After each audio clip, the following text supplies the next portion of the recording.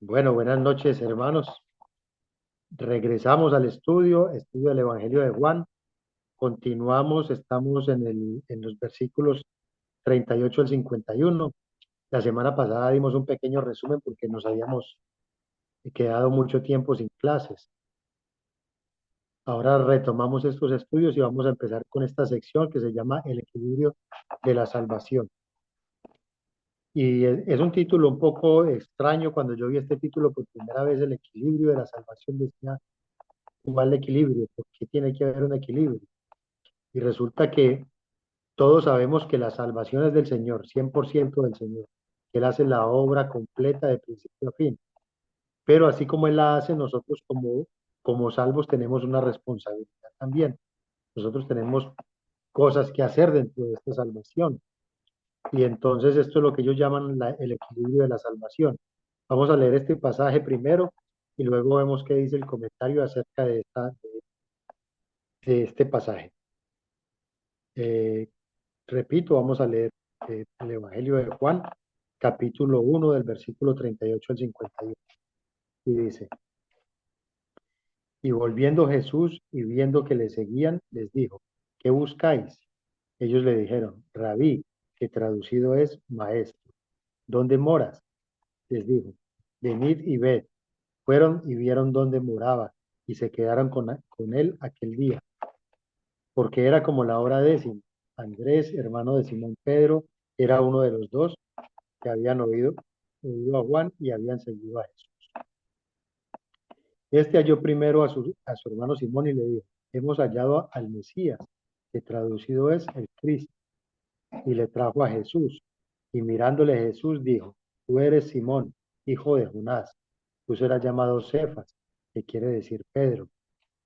El siguiente día quiso Jesús ir a Galilea y halló a Felipe, y le dijo, sígueme. Y Felipe era de Bethsaida, la ciudad de Andrés y Pedro. Felipe llamó a Natanael y le dijo, hemos hallado a aquel de quien escribió Moisés en la ley, así como los profetas, a Jesús el hijo de José, de Nazaret. Natanael le dijo, ¿de Nazaret puede salir algo de bueno? Le dijo Felipe, ven y ve. Cuando Jesús vio a Natanael que se le acercaba, dijo de él, he aquí un verdadero israelita en quien no hay engaño. Le dijo Natanael, ¿de dónde me conoces? Respondió Jesús y le dijo, antes que Felipe te llamara, cuando estabas debajo de la higuera, te vi. Respondió Natanael y le dijo, Rabí, tú eres el Hijo de Dios, tú eres el Rey de Israel. Respondió Jesús y le dijo, porque te dije, te vi debajo de la higuera, crees, cosas mayores que estas verás. Y le dijo, de cierto os digo, de aquí en adelante veréis al cielo abierto y a los ángeles de Dios que suben y descienden sobre el Hijo del Hombre. Un pasaje un poquito largo, pero como siempre nosotros nos tomamos el tiempo con este comentario de ir parte por parte. Vamos a ver la primera parte de esto como una introducción a lo que es este equilibrio de la salvación. Y leo el comentario. La Biblia revela que Dios está infinitamente más allá del entendimiento humano. Si nosotros nos ponemos a pensar acerca de lo que nosotros entendemos de Dios, nosotros no nos alcanzamos a hacer una imagen completa de cuán infinitamente grande es Dios. Nosotros podemos ver la tierra, imaginarnos la tierra y ver lo pequeños que somos nosotros comparados con la tierra. Y la tierra comparada con el sol es muy pequeñita. El sol es cantidades de veces más grande que la tierra. Y entonces empezamos a ver la obra de Dios. Esa obra de Dios es infinitamente grande para nosotros. No cabe en nuestras mentes esos tamaños, el tamaño del universo entero. No cabe en nosotros ni siquiera el tamaño de nuestro sistema solar o el tamaño del Sol. Mucho menos vamos a poder tener una dimensión de lo que es el universo entero. Y ese universo entero lo hizo Dios. Y Dios lo sostiene con sus manos o en sus manos. Entonces, ¿cuán grande puede ser Dios? Nuestra mente no alcanza a ser una dimensión lo suficientemente cerca de lo que Él realmente es. Por eso dice el comentario que la Biblia revela que Dios está infinitamente más allá del entendimiento humano. En Isaías 55, 8, 9 dice, Él dijo, porque mis pensamientos no son los de ustedes, ni sus caminos son los míos, afirma el Señor. Mis caminos y mis pensamientos son más altos que los de ustedes, más altos que los cielos sobre la tierra. Imagínense eso, más altos que los cielos sobre la tierra. ¿Cuáles son los cielos? Si nosotros empezamos a hacer un viaje para alcanzar el cielo, sabemos que nunca vamos a llegar porque eso sigue y sigue y sigue y eso nunca termina. Y Dios dice que sus pensamientos son más altos que los cielos. O sea que eso no tiene fin. Oh profundidad de las riquezas de la sabiduría y de la ciencia de Dios. Cuán insondables son sus juicios e inescrutables tus caminos, exclamó Pablo en Romanos 11:33. Insondables sus caminos, inescrutables sus caminos, perdón. Insondables sus juicios e inescrutables sus caminos. Nunca vamos a poder entender todos los caminos de Dios, nunca tendremos esa capacidad nosotros de entender cómo Dios obra, de cuáles son sus caminos o cuáles son sus juicios. Nunca sabremos cómo Él hace juicio. En Job 5:9 describe a Dios como aquel que hace cosas grandes e inescrutables y maravillosas sin número.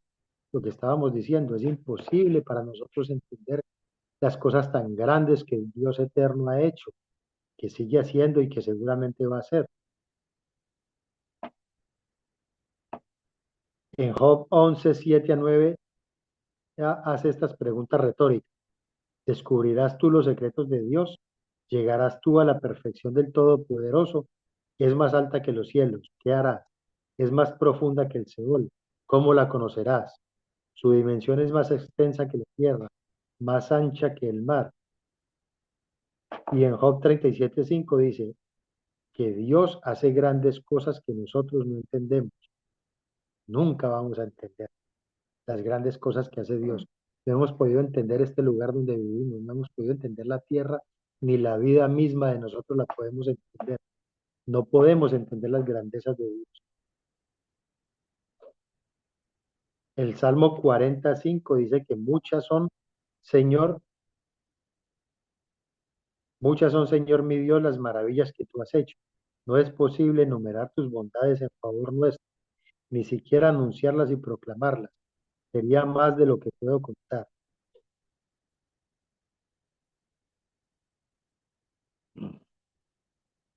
No es posible enumerar tus bondades en favor nuestro. ¿Cómo podríamos nosotros contar todas las bondades que Dios hace en favor nuestro? Hay tantas cosas que el Dios del cielo hace, que ha hecho, que sigue haciendo en favor de esta humanidad, de todos por pareja. Y sabemos que en especial a los elegidos, a los de su iglesia, a los que son salvos. Pero cuando miramos las cosas que Él hace por toda esta humanidad, muchas veces nos quedamos tan cortitos en ver las bondades que Él tiene con nosotros. Hace algunas clases hablábamos y decíamos que esta tierra produce comida para toda esta humanidad, para todos, y produce tanta abundancia que en este país nos damos el lujo de tirar comida a la basura. Hay lugares donde no hay, pero eso no es por culpa de Dios, ni por culpa de la tierra que no produce, es por culpa de la avaricia humana, que no permite que esa abundancia sea compartida con muchas personas. Pero hay comida para todos. La tierra produce comida para todos. En este momento produce comida para toda la humanidad. Pero ¿cuántos años lleva la tierra produciendo comida? ¿Cuántos años lleva el Señor eh, regalándonos esas bondades de algo que Él creó para que nosotros nos favoreciéramos de todo esto? Y solamente estamos enumerando una de tantas cosas. Nosotros tenemos tantas y tantas bondades que podemos contar del Señor, que serían innumerables. Y Él sigue haciendo cosas por nosotros todos los días. Él nos guarda, nos protege, nos libra de males, de peligros, de acechanzas. No tenemos ni siquiera idea de todo lo que Él ha hecho desde el momento en que desde que nuestros padres nos concibieron hasta el día de hoy, de cómo nos ha traído hasta este día guardándonos y librándonos de tantas cosas. Pero nosotros como humanos no podemos dimensionar esas cosas. Nosotros ahora las vemos y podemos hablar un poquitito de todas estas cosas porque el Señor nos abre un poco el entendimiento, pero ojalá pudiésemos entender todo lo que Dios hace por cada uno de nosotros. Estaríamos mucho más que agradecidos. Si aún con estas cosas que vemos todavía no somos capaces de ser lo suficientemente agradecidos, necesitamos más. Siempre vamos a necesitar más porque nuestras mentes no dan suficiente para ser tan agradecidos con ese Dios grande y maravilloso. Sigamos leyendo acá. No es sorprendente, pues, que la interrelación de la voluntad soberana y los propósitos de Dios con las acciones y responsabilidad humana den como resultado una variedad de paradojas aparentes. ¿Qué está diciendo esta partecita? Dios hace cosas sorprendentes por nosotros en una interrelación donde nosotros tenemos que responder de alguna manera, pero eso termina dando como resultado algunas paradojas extrañas. Para nosotros parecieran ser paradojas, pero para Dios ese es su propósito. Vamos a ver algunos ejemplos. Como lo afirmó Jesús, la traición de Judas era parte del plan predeterminado de Dios. Eso está en Lucas 22:22. El plan predeterminado de Dios era que Judas lo iba a traicionar a nuestro Señor Jesucristo. También dice, a la verdad el Hijo del Hombre va, según está escrito de él. Esto es Marcos 14:21. Pero eso no excusó su pecado, en el cual cayó por su propia voluntad. Sabemos que Judas cayó en su propio pecado por sus pensamientos, por su manera de ser. ¿Por qué? Porque él tenía las dos opciones para escoger. Él no tenía una sola opción, él podía escoger entre las dos opciones, hacer lo bueno o hacer lo malo. Pero nosotros por naturaleza tendemos a hacer lo malo. Y, y esta es una de las paradojas, que si ya Dios lo tenía para cumplir ese propósito, no lo libra de la responsabilidad de lo que él mismo hizo, de la decisión que él tomó. Y es una paradoja con él. Tampoco aminoró su culpa. Eso no hace que porque haya sido escogido ya por Dios para ese propósito, la culpa sea menor. Sigue siendo la misma culpa. En la segunda mitad de Marcos 14:21, voy a leer Marcos 14:21 completo para que tengamos idea de lo. La primera parte ya la vimos. A la verdad, el Hijo del Hombre va, según está escrito de él. Mas hay de aquel hombre por quien el Hijo del Hombre es entregado. Bueno le fuera a ese hombre no haber nacido. Entonces, en la segunda mitad de Marcos 21 dice, Jesús continúa diciendo, hay de aquel hombre por quien el Hijo del Hombre es entregado. Bueno le fuera a ese hombre no haber nacido. A Judas se le sentenció a la condena eterna por haber elegido traicionar a Jesús. Él había podido elegir hacer lo bueno, pero su ambición le ganó. Y así nos pasa a todos nos pasa. A nosotros nos puede ganar el pecado, pero nosotros tenemos la elección de hacer lo bueno delante de Dios. Nosotros somos quienes elegimos hacer lo malo.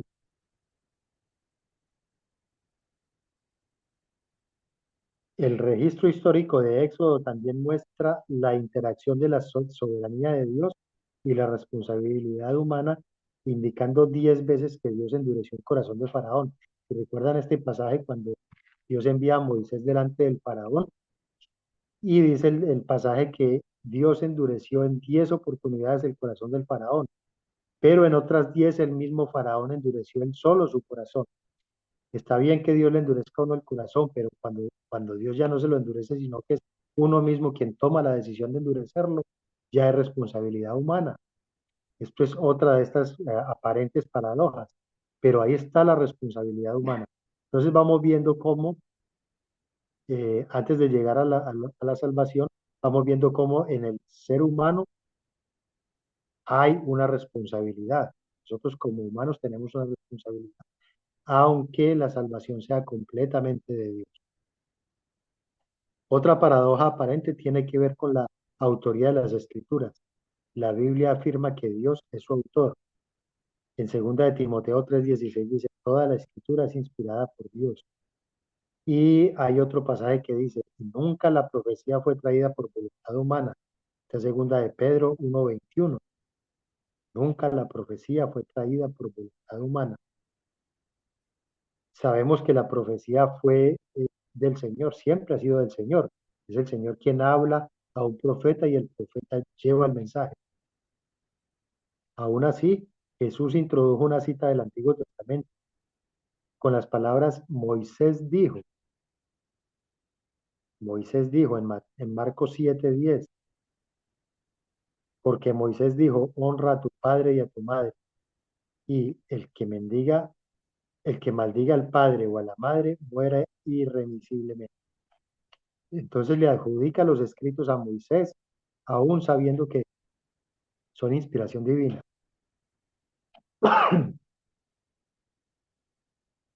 Y se refirió al Antiguo Testamento como los escritos de Moisés y los profetas. Se refiere a ellos como si Moisés y los profetas hubieran escritos por ellos mismos. Es lógico que ellos fueron quienes escribieron. No fue la mano de Dios la que escribió, sino que lo escribieron manos humanas. Ahí hay responsabilidad humana y eh, acción divina. Así que la Biblia fue escrita por unos 40 autores, perdón. Me salté un pedacito, voy a devolverme aquí. Pedro se refirió a los escritos de Pablo como escrituras y dijo que los santos hombres de Dios hablaron siendo inspirados por el Espíritu Santo. Así que todos ellos hablaron siendo inspirados por el Espíritu Santo, pero tuvieron la responsabilidad de escribir. Así, aunque la Biblia fue escrita por unos 40 autores humanos durante un periodo de aproximadamente 1500 años, es no obstante un libro unificado con un autor divino. Nos podemos preguntar cómo la Biblia puede ser tan unificada si eran unos 40 autores en diferentes tiempos, y cómo puede ser tan unificada. La respuesta está en que es inspirada, es inspiración divina. Es la única posibilidad de que este libro, o todos estos libros, estuvieran unificados en un mismo concepto, en una misma historia, con inspiración divina. Era casi imposible, o es casi imposible, que 40 personas puedan escribir algo tan perfecto, tan sincronizado como es la palabra de Dios. La Biblia enseña que a los creyentes les es imposible vivir la vida cristiana por sí mismos. Pablo dijo a los Gálatas, tan necios sois, habiendo comenzado por el Espíritu, ahora vais a acabar por la carne. Eso es Gálatas 3:3. Los está amonestando porque, si recordamos, estos Gálatas se habían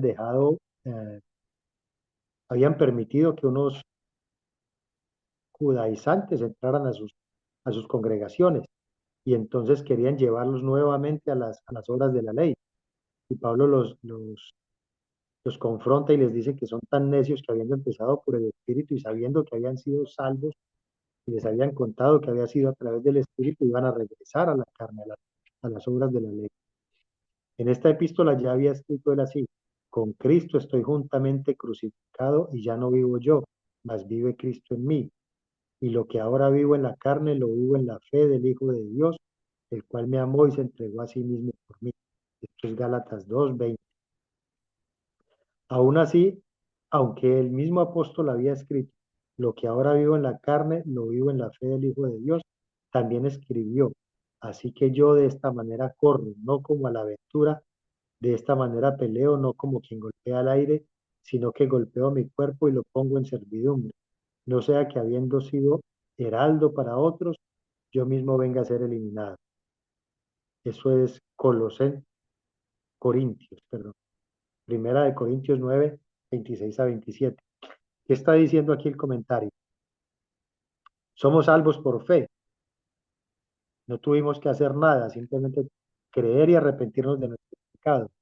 Pero después, ¿qué dice Pablo? Que de esta manera corro, no como a la aventura, O sea, que tiene que seguir como en una carrera, que no puede parar ahí simplemente en la fe, tiene que seguir como si estuviera corriendo en una carrera.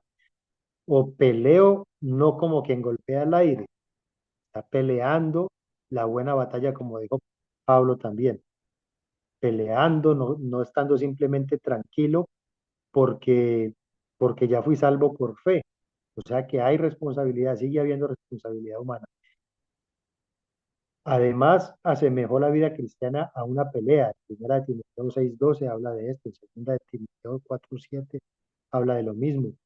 La asemejó también a una carrera, Primera de Corintios 9:24, y a un intenso trabajo de labranza, en segunda de Timoteo 2:6. También exhortó a los creyentes, no reine pues el pecado en vuestro cuerpo mortal, de modo que lo obedezcáis en sus concupiscencias, ni tampoco presentéis vuestros miembros al pecado como instrumentos de iniquidad, sino presentaos vosotros mismos a Dios como vivos de entre los muertos y vuestros miembros a Dios como instrumentos de justicia. Entonces ya empezamos a ver aquí cómo el comentarista habla de que nosotros tenemos unas responsabilidades y entre esas está hablando, hay que luchar, hay que pelear, hay que correr esa carrera, la carrera de la fe. Y también que no usemos nuestros miembros, no usemos el cuerpo para el pecado, sino como presentándolo a Dios. No lo usemos como instrumento de iniquidad, y presentarlo a Dios como vivos entre los muertos. Está hablando aquí de que nosotros ahora tenemos vida espiritual en medio de los muertos espirituales de este mundo. Entonces, el Nuevo Testamento describe la vida cristiana como un camino de obediencia para enfatizar la responsabilidad del creyente. Aquí vamos a ver el énfasis que tiene la responsabilidad de nosotros como creyentes en esta salvación. Hay una cantidad de versículos en el Nuevo Testamento donde nos muestra esa vida cristiana como camino de obediencia y la responsabilidad que nosotros tenemos de responder a ese llamado a la salvación. Voy a leer Romanos 14:15. Pero si por causa de la comida tu hermano es contristado, ya no andas conforme al amor. No hagas que por la comida tuya se pierda aquel por quien Cristo murió. Ahí hay responsabilidad de nosotros. Nosotros no podemos hacer nada para que un hermano caiga por alguna razón. Nosotros tenemos que estar pensando en los hermanos en todo tiempo, en todo momento. Tenemos una responsabilidad grande. Dentro de los muchos deberes en el caminar cristiano está, vamos a ver cuáles son los deberes que nosotros tenemos después de haber sido salvos.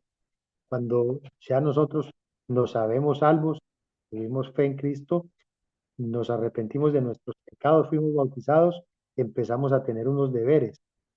¿Cuáles son esos deberes? Y son muchos más de los que están aquí escritos, pero una pequeña lista es la oración. Uno de nuestros principales deberes es estar en todo momento, en todo tiempo, en oración, orando al Padre, pidiendo su guía, pidiéndole al Señor que esté con nosotros y que nos ayude a caminar la vida cristiana, porque para nosotros es muy fácil desviar. Tenemos que estar en oración. La otra es la lectura de las Escrituras y su estudio, no solamente leer las Escrituras, estudiarlas para entenderlas. Por eso que nosotros ahora estamos aquí, reunidos estudiando las Escrituras, no solamente leyéndolas, sino estudiando su significado. Tener temor reverente hacia Dios. Cuando nosotros no hacemos como que no robamos, por ejemplo, en un supermercado, no hacemos cosas como esas, no es porque no tengamos ganas de hacerlo, es por un temor a la ley que nos prohíbe a nosotros robar. Ese es un temor y en ese caso es un temor reverente a la ley. Asimismo, nosotros debemos tener temor a Dios, no es tenerle miedo porque Dios nos va a matar o nos va a castigar, eso no es el temor. Temor reverente es temerle porque sabemos que Él, quién es Él y qué hace Él con nosotros. Otra de las responsabilidades o de los deberes de nosotros es participar en la Santa Cena. Sabemos que la Santa Cena, el significado de eso es la recordación de la muerte de Cristo en la cruz por nuestros pecados, por darnos salvación. Entonces debemos de participar en esa recordación porque es un mandato de Él. Ser agradecidos. Esta parte sí que nos cuesta a nosotros como seres humanos. Estar en gratitud todo el tiempo, con todas las cosas. Nosotros estamos muy agradecidos cuando las cosas van bien, cuando todo va bien, pero no se venga algo malo porque empezamos a renegar y a decir, y por qué me pasa esto? ¿Qué estoy haciendo mal hecho? ¿Por qué esto tiene que suceder? Y es en todo tiempo y en toda situación que nosotros debemos ser agradecidos con Dios. Nosotros no sabemos por qué Dios permitió lo que nos esté pasando o cuál es su propósito con determinadas cosas, aún en la enfermedad y aún en la muerte de seres queridos, obviamente, de personas, porque si morimos nosotros vamos a estar allá ya de frente a Él. Estar alegres, ese contentamiento sí que lo menciona Pablo. Voy a leer algunos de los versículos de Pablo, de estar alegres en Romanos 12:12, gozosos en la esperanza, sufridos en la tribulación, constantes en la oración. En Filipenses 2:18, y asimismo gozaos y regocijaos también vosotros conmigo, porque Pablo estaba en prisiones y estaba gozoso. En Tesalonicenses 1:6, y vosotros vinisteis a ser imitadores de nosotros y del Señor, recibiendo la palabra en medio de gran tribulación, con gozo del Espíritu Santo. Imagínense eso, en medio de gran tribulación, pero con gozo del Espíritu Santo. Ese gozo no debería apartarse de nosotros, estar en gozo. ¿Por qué? Porque tenemos una esperanza maravillosa por encima de muchísima gente en este mundo. Nosotros tenemos esa esperanza maravillosa de la vida eterna y eso debe ser más que suficiente para nosotros estar en gozo completo todo el tiempo, no dependiendo de las circunstancias, no dependiendo de la situación en que estemos, siempre en gozo por esa esperanza maravillosa. Perdonar al prójimo. Conocemos una hermanita que dice es que el prójimo no colabora. Hay prójimos que no colaboran. Eso no se aplica a nosotros. Tenemos que perdonarlos a todos, como el Señor nos perdona y nos perdonó todos nuestros pecados. Ese perdón es algo que es bien difícil también para nosotros, porque hay algo dentro de nosotros que nos maneja. Aunque nosotros debemos tomar control de nuestros pecados, hay algo que nos maneja y es el orgullo. Si nosotros soltáramos el orgullo, tendríamos la posibilidad de hacer todas estas cosas sin ningún esfuerzo, pero el orgullo muchas veces nos gana la batalla y hay que luchar con ese primer pecado que es y alejarse de las cosas malas. Todos sabemos cuáles son las cosas malas, porque cuando nosotros vamos a hacer algo malo, lo hacemos a lo escondido. Entonces, aquí hay unos ejemplos de cosas malas como la mentira, la inmoralidad sexual, la ira, las conversaciones obscenas y la codicia. Sabemos que estos son pequeños ejemplos de las cosas malas y que hay muchísimos más. Aquí solamente se están dando algunos ejemplos de las, de los deberes de nosotros como salvos. Cuando hemos recibido la salvación tenemos estos deberes. Pablo unió los lados divino y humano de la vida cristiana cuando les encomendó a los filipenses ocuparse de su salvación, porque Dios es quien produce así el querer como el hacer por su buena voluntad. Eso es Filipenses 2:12-13. El apóstol dio ejemplo de esta verdad. A los colosenses les escribió, para lo cual también trabajo luchando según la potencia de Él, la cual actúa poderosamente en mí, luchando según la potencia de Él, el lado humano y el lado divino unidos, luchando por caminar este camino de vida cristiana. Pero de todos los asuntos en los que participa la soberanía divina y la responsabilidad humana, el más básico es la salvación. La enseñanza bíblica según la cual la salvación es un acto divino que exige una respuesta humana puede asemejarse a un camino angosto entre dos abismos. Errar para cualquier lado es caer en picado a la ruina espiritual. Está diciendo el comentarista que el caminar cristiano es como un caminar muy estrecho en medio de dos abismos, que para cualquier lado que uno se desvíe es caer en picado a una ruina espiritual. O sea que es un camino muy estrecho, es un camino muy delgadito. Y en esta salvación hay responsabilidad humana y soberanía divina. Las escrituras revelan claramente que la salvación es un acto divino. Habíamos dicho al principio que es un acto 100% divino, que nosotros no tuvimos que hacer nada para esa salvación. Dios es quien hace todo, pero tenemos que tener una respuesta también a eso. Los incrédulos están muertos en sus delitos y pecados. En Efesios 2:1 lo dice, estábamos muertos en nuestros delitos y pecados, sin Cristo, sin esperanza y sin Dios en el mundo. Son extraños y enemigos en la mente, haciendo malas obras, enemigos de Dios, hostiles hacia Dios, incapaces de agradarle, tienen el entendimiento entenebrecido y son ajenos de la vida de Dios por la ignorancia que en ellos hay, por la dureza de su corazón, son rebeldes, extraviados, esclavos de concupiscencias y deleites diversos, viven en malicia y envidia, aborrecibles y se aborrecen unos a otros, andan en lascivias, concupiscencias, embriagueces, orgías, disipación y abominables idolatrías. Obviamente, tales personas son completamente incapaces de salvarse por sí mismas. Como ven, esta definición es una definición fatal para nosotros como seres humanos. Eso es solamente perdición, inmundicia. Y allí estuvimos nosotros en algún tiempo. Allí hay mucha gente en este momento, pero allí estuvimos nosotros en algún tiempo antes de venir a ser salvos. Probablemente no cumplíamos todas, pero sí la mayoría de todos de estos preceptos.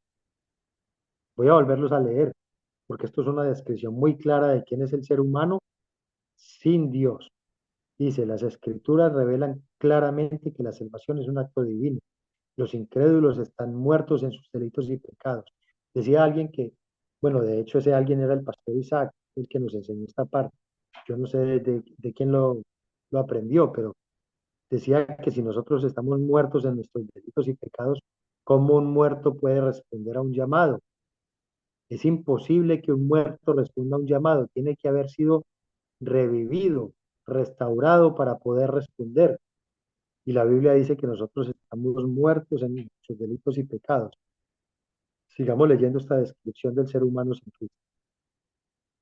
Sin esperanza y sin Dios en el mundo.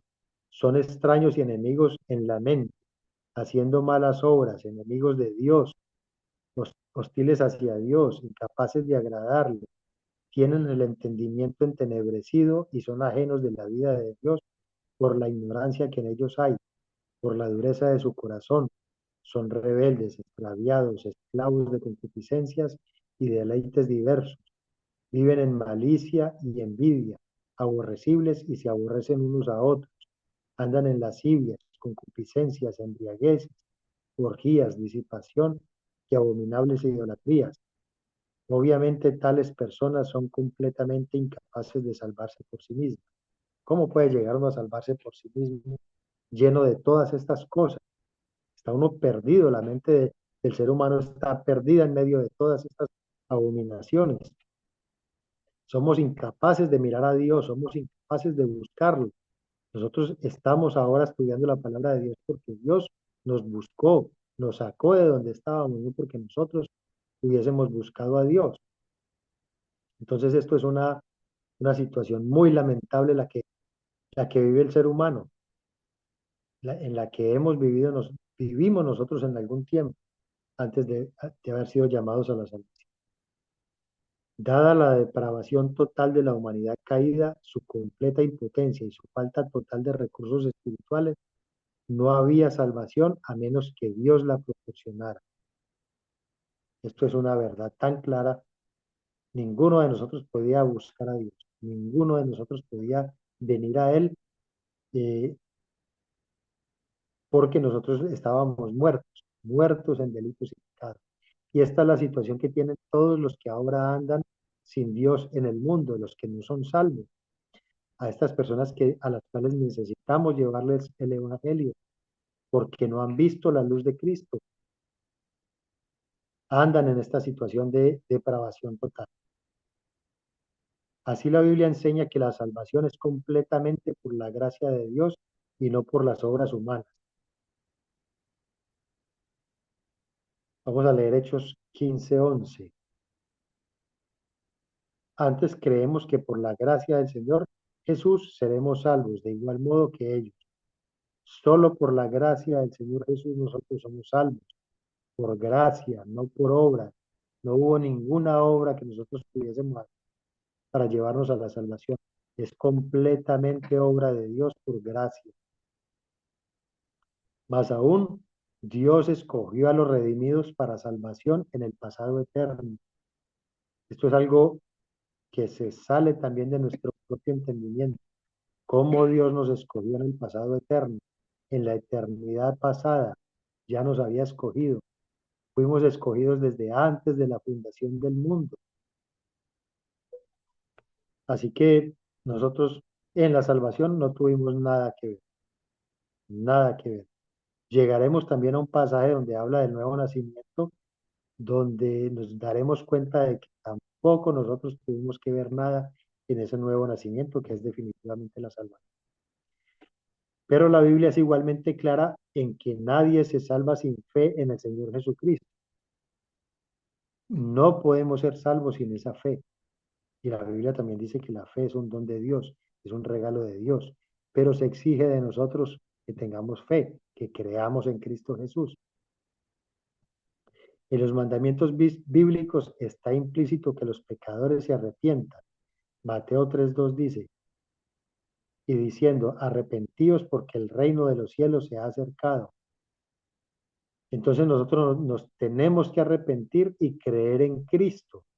Esa es la parte que a nosotros nos toca, arrepentirnos y creer en Cristo. Marcos 1:15 dice, diciendo, el tiempo se ha cumplido y el reino de Dios se ha acercado. Arrepentidos y creed en el Evangelio. Tenemos que arrepentirnos de nuestros pecados y creer en el Evangelio. Yo quiero volver a decir la definición del arrepentimiento, porque esta definición la tenemos que tener bien clara como cristianos. Y alguien la definía como que uno va por un camino, va caminando en una dirección y arrepentirse es dar la vuelta y caminar en la dirección contraria. Ese es el arrepentimiento. Para nosotros como cristianos es andar en todo lo que leímos ahora. Por eso lo repetía, porque todas esas abominaciones en las que nosotros andábamos era andar de espaldas a Dios. Nosotros no mirábamos a Dios, íbamos caminando alejándonos de Dios todo el tiempo. Entonces arrepentirse es olvidarse de ese camino en el que nosotros íbamos, dar la vuelta, mirar hacia Dios y caminar hacia Él, caminar todo el tiempo hacia Él. Ese es el verdadero arrepentimiento. Olvidarnos de todas estas cosas en las que un día caminamos, dar la media vuelta y caminar mirando hacia Dios, no de espaldas a Dios. Entonces esas son las responsabilidades de nosotros como salvos. Arrepentirnos y creer en Cristo. Estas dos cosas son su responsabilidad. De hecho, las escrituras condenan a los pecadores por no hacerlas. En Mateo 11:20 dice, entonces comenzó a reconvenir a las ciudades en las cuales había hecho muchos de sus milagros, porque no se habían arrepentido diciendo, ay de ti, Corazín, ay de ti, Betsaida, porque si en Tiro y en Sidón se hubieran hecho los milagros que han sido hechos en vosotros, tiempo ha que se hubieran arrepentido en Cilicio y en ceniza. Les está hablando a Corazín y a Betsaida que vieron cantidades de milagros y no se arrepintieron. Entonces les está diciendo un ay, los ay son de castigo, los ay son de condena, de condenación.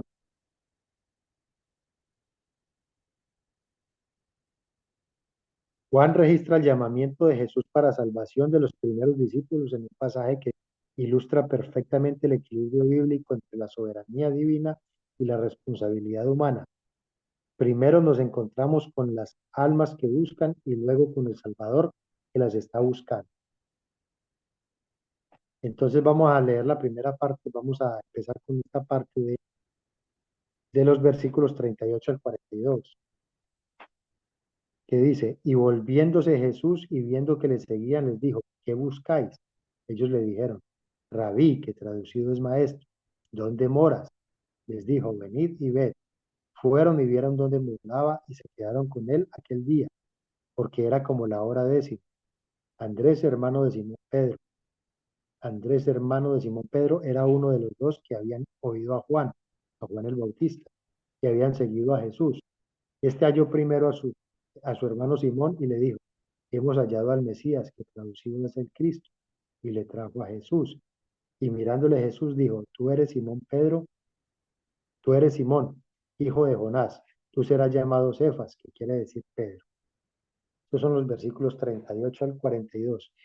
Si recordamos, la semana pasada terminamos el resumen diciendo que había tres grupos de personas que habían escuchado el testimonio de Juan el Bautista.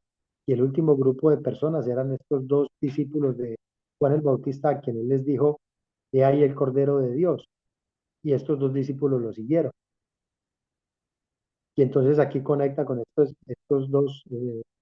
versículos donde ellos siguen a Jesús y Jesús volviéndose les pregunta qué busca. Vamos a ver qué dice el comentario acerca de este pasaje.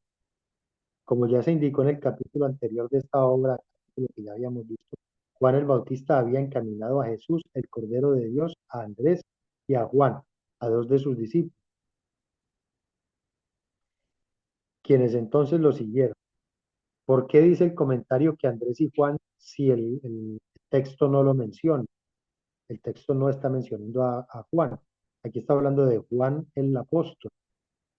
Y no lo menciona porque Juan nunca se menciona en este evangelio, en su evangelio, en el evangelio que él escribió.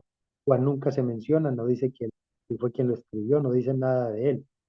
Entonces, el obviar el nombre del otro discípulo de Juan el Bautista significa que era el mismo que estaba escribiendo, porque si puede mencionar a Andrés, ¿por qué no mencionar al otro?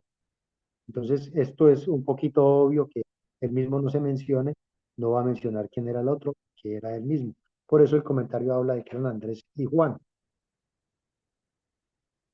Esta sección continúa el relato de su encuentro inicial con el Señor, cuando Andrés y Juan se fueron tras él, volviéndose Jesús y viendo que le seguían, les dijo, ¿qué buscáis?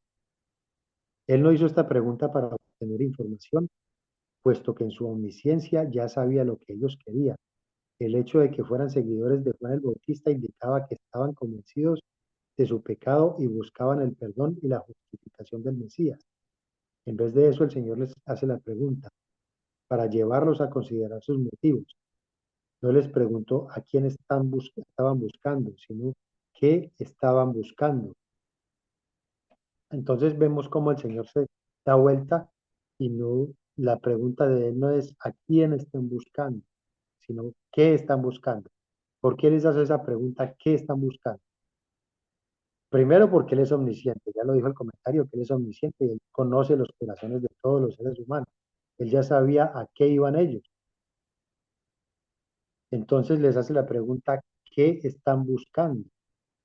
Porque él ya sabe lo que ellos están buscando. Pero la otra parte de la pregunta es que los está llevando a que interioricen aquellos. El Señor ya sabía que eran discípulos de Juan el Bautista y que si eran discípulos de él era porque ya habían entendido que se tenían que arrepentir o ya se habían arrepentido de sus pecados y ya habían sido bautizados. Por eso eran discípulos de Juan el Bautista.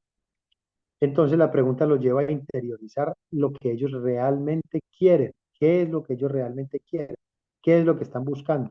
Y por eso el Señor les pregunta qué buscan y no a quién buscan. Porque a quién buscan ya era muy claro. Están buscando el Mesías. Están buscando al que justifica. Hay un pequeño comentario de un hombre que se llama Erzi Lenski, que anota lo siguiente. Las primeras palabras de Jesús en el Evangelio de Juan son de una pregunta magistral. Los lleva a mirar inquisitivamente a sus anhelos y deseos más internos. Hay un, hay una promesa oculta en la pregunta. ¿Qué están buscando? Jesús tiene el tesoro más alto que podría buscar cualquier hombre. Anhela dirigir nuestra búsqueda para poder concedernos ese tesoro para nuestro enriquecimiento eterno.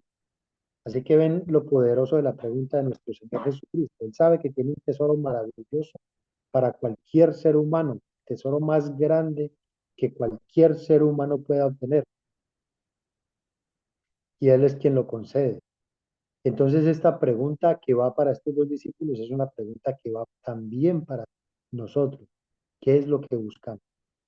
Cuando seguimos a Cristo, ¿qué es lo que nosotros buscamos realmente? Y nosotros pensaríamos, es que esto es lógico, buscamos la salvación y la vida eterna, pero eso no es tan lógico para muchas personas. Muchas personas buscan beneficios de Dios, buscan los beneficios de Cristo y van solamente por los beneficios. Entonces, cuando el Señor hace esta pregunta aquí en el Evangelio de Juan, también la pregunta va directo a nosotros. Cuando buscamos, cuando vamos, ¿qué es lo que buscamos? ¿Buscamos este tesoro maravilloso? ¿Damos todo por ese tesoro? ¿O qué realmente estamos buscando cuando vamos hacia Cristo? ¿Qué es lo que hay en nuestros corazones?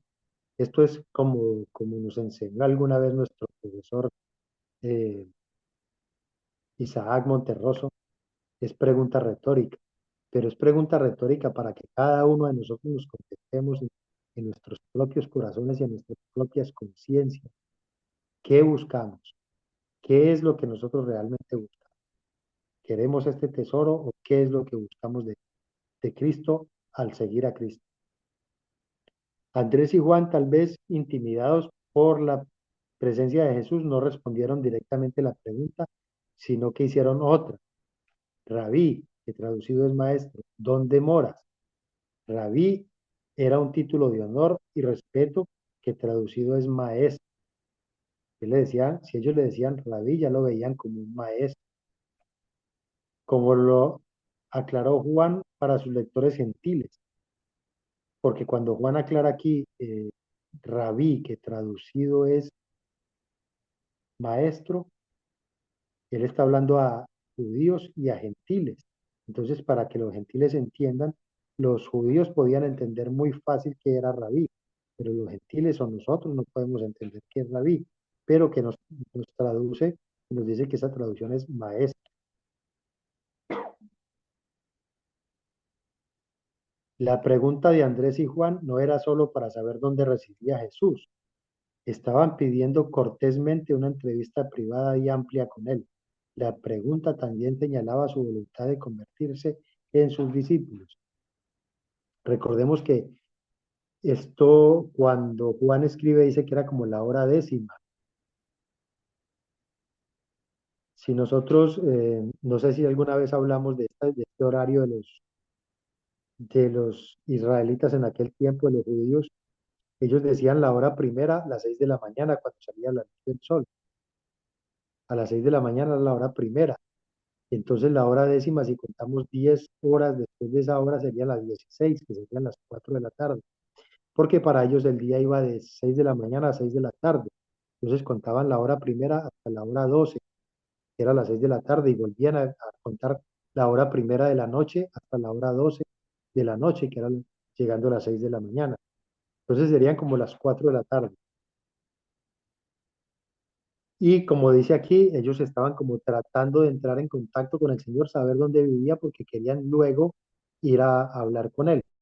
Suponemos que esa era el motivo de la pregunta que ellos le hacían, ¿dónde moras?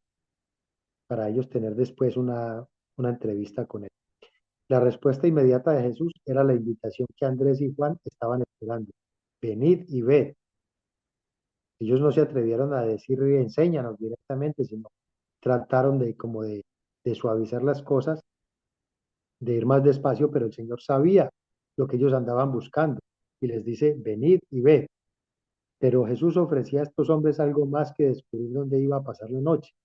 Los estaba invitando a ir y obtener de él una idea sobre la mente y el propósito de Dios. Jesús conocía sus corazones y eran buscadores honrados y sinceros.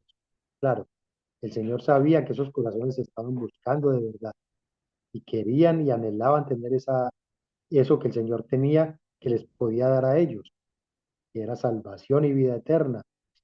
Y eran buscadores honestos. Si el Señor hubiese sabido, como es omnisciente, hubiese sabido que estos no eran honestos, los hubiese rechazado inmediatamente, como vamos a ver en otros pasajes, donde el Señor rechaza a mucha gente que supuestamente cree en él.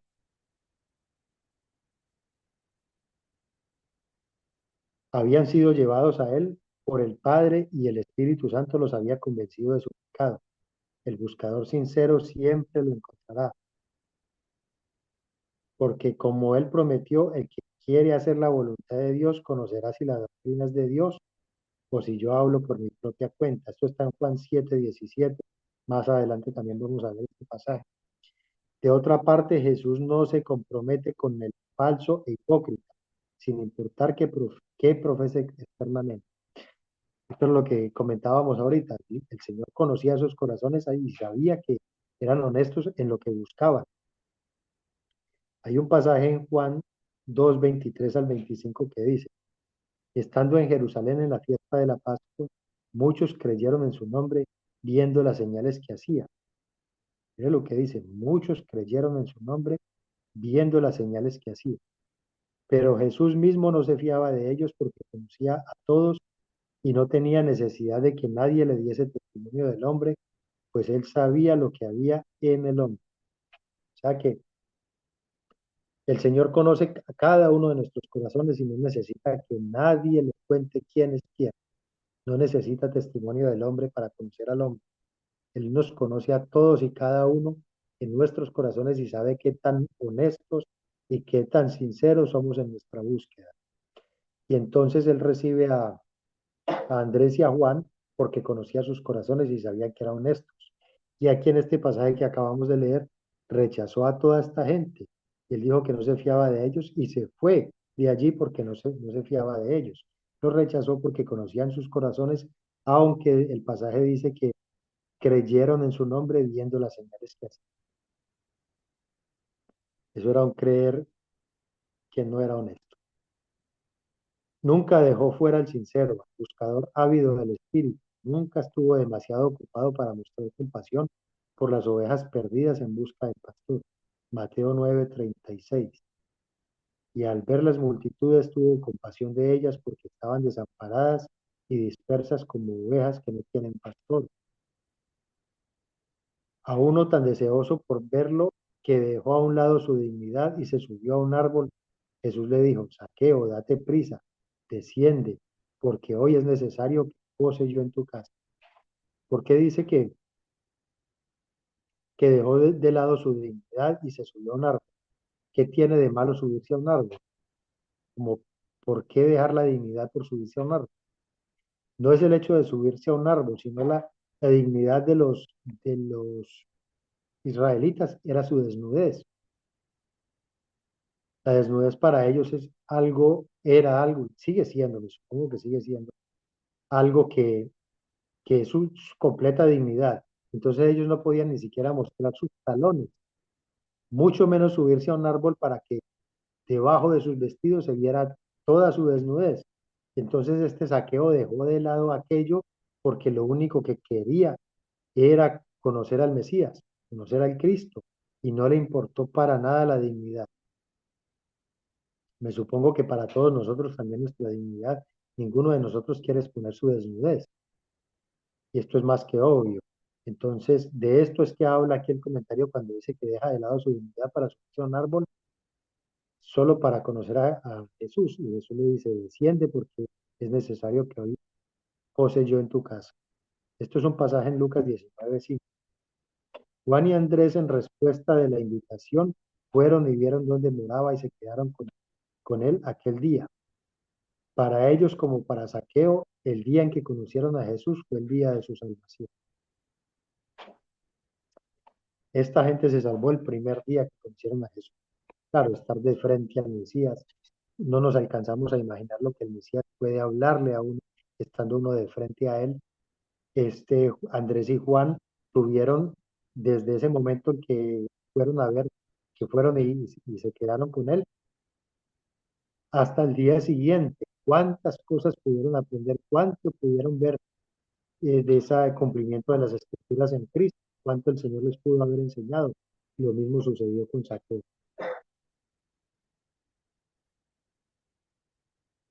El encuentro que cambió la vida de Juan quedó tan vívidamente grabado en su mente que dejó constancia del tiempo preciso, indicando que era como la hora décima.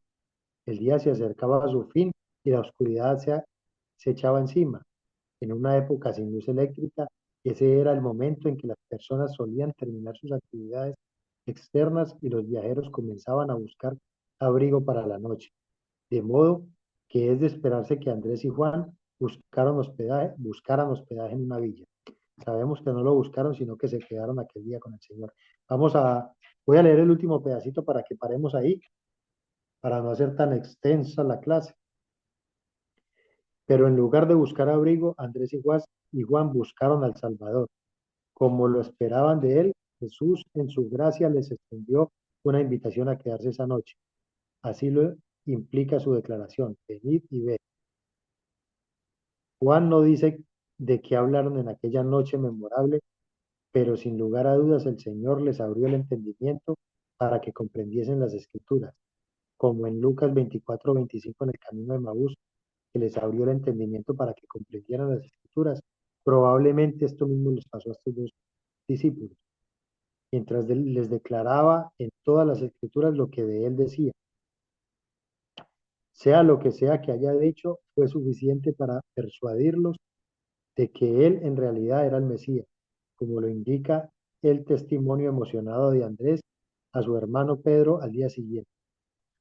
Sabemos que Pedro al otro día fue donde su hermano a decirle que habían encontrado el Mesías. Paremos hasta ahí, dejemos hasta ahí, para que no se haga tan extensa la clase, para que toda esta información se pueda digerir, la podamos meditar y que se nos grabe en nuestras mentes y baje a nuestros corazones. Si hay preguntas, si hay inquietudes, es el momento de hacerlo.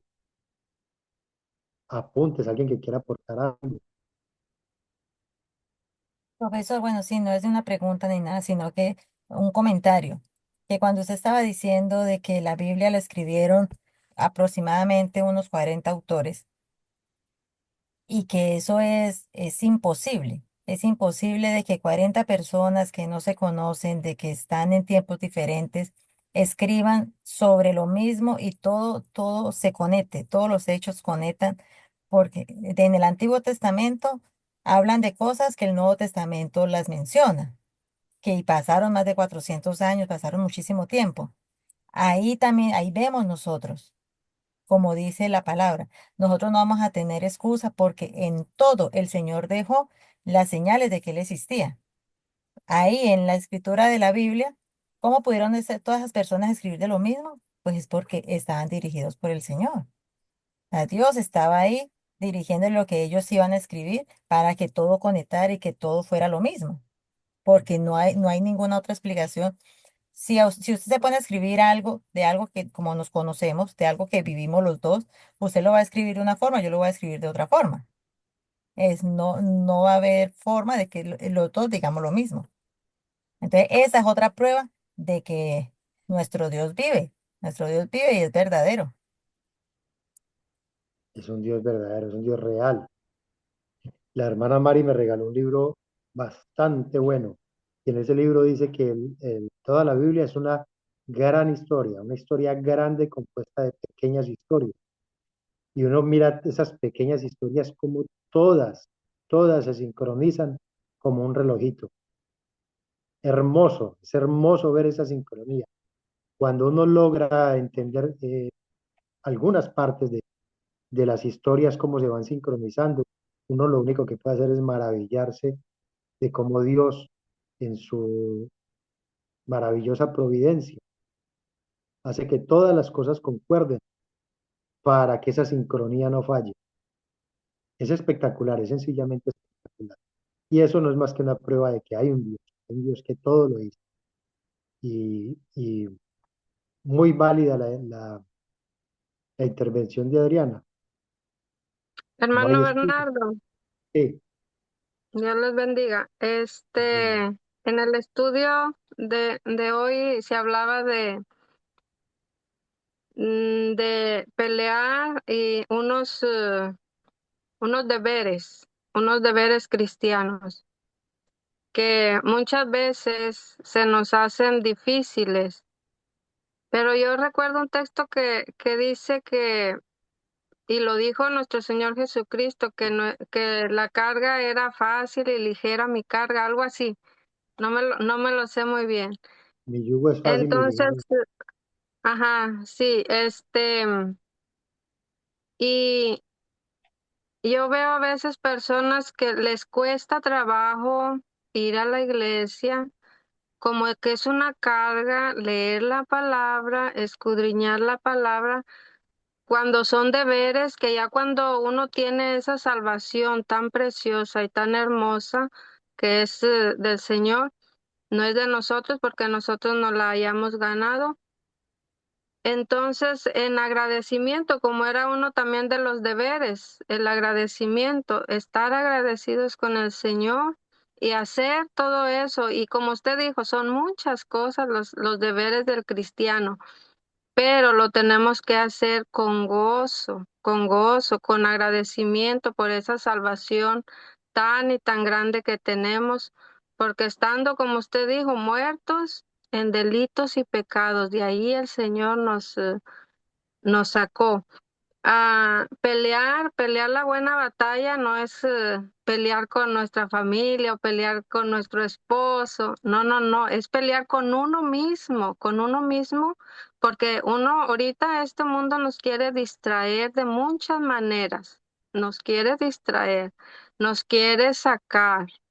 Entonces tenemos por eso la palabra nos invita a decir, venid a mí y estemos a cuenta. Velad y orad, que es otro de los deberes cristianos. Velad y orad para que no entréis en tentación. Ese de velad y orad nos lo mandan porque es una bendición para nosotros.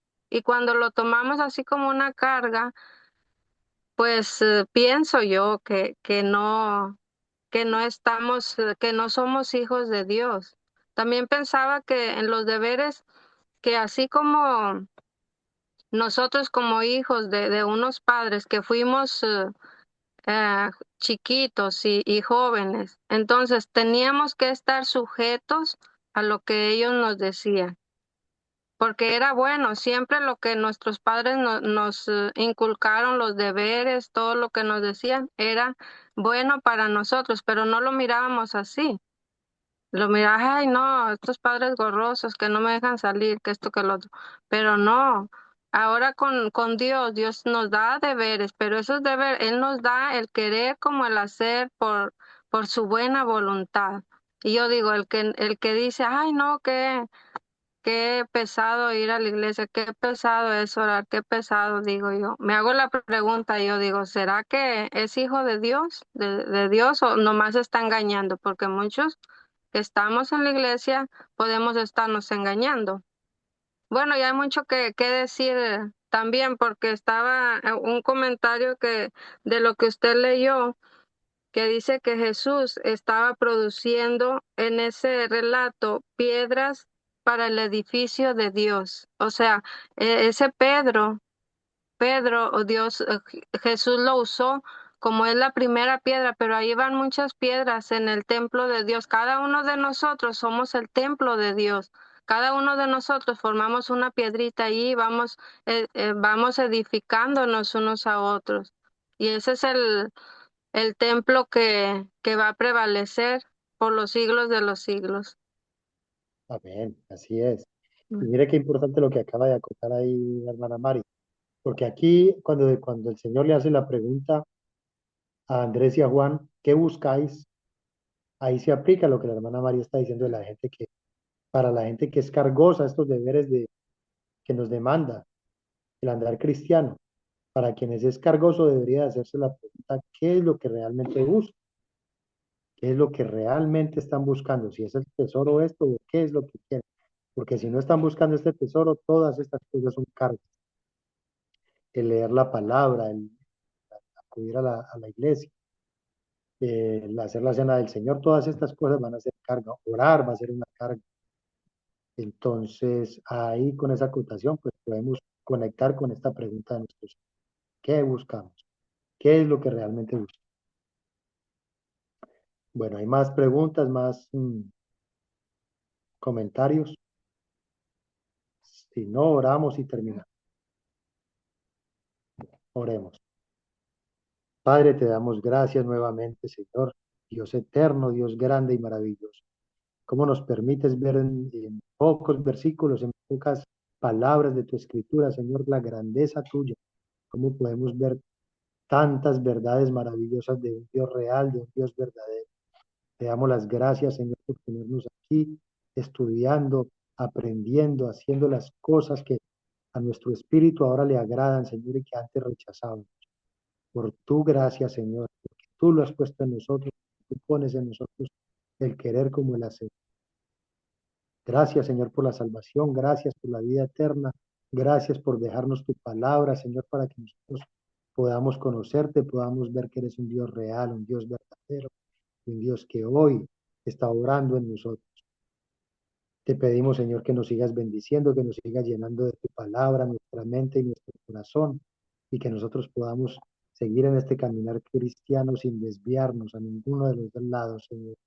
Que seas tú guiándonos con tu mano poderosa, llevándonos por ese camino difícil, pero que al final, cuando nosotros estamos claros en lo que tú esperas de nosotros, Señor, el camino no es cargoso y podemos estar gozosos, felices de estar caminando esta vida cristiana.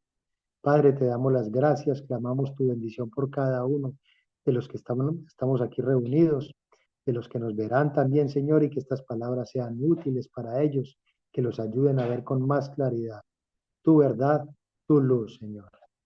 En el nombre grande y maravilloso de Cristo, nuestro Redentor y Salvador, clamamos a ti tu bendición y te damos gracias. Amén.